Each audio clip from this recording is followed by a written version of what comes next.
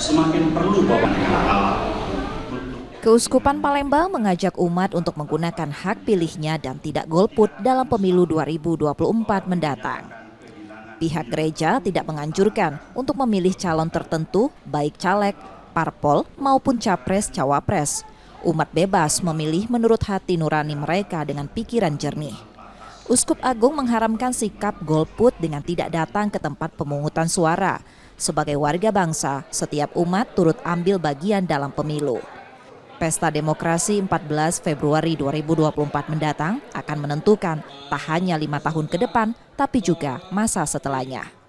saya juga dalam tanda petik mengharamkan yang golput. Orang harus datang ke TPS, jangan libur, jangan kabur, tetapi nyoblos.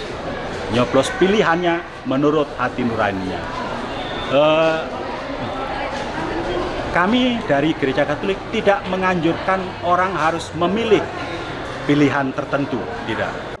Umat juga diminta tidak terpecah hanya karena perbedaan pilihan politik. Pesta demokrasi, keutuhan bangsa dengan keragamannya harus terus dirawat bersama. Emriski Nurmizan, Kompas TV, Palembang, Sumatera Selatan.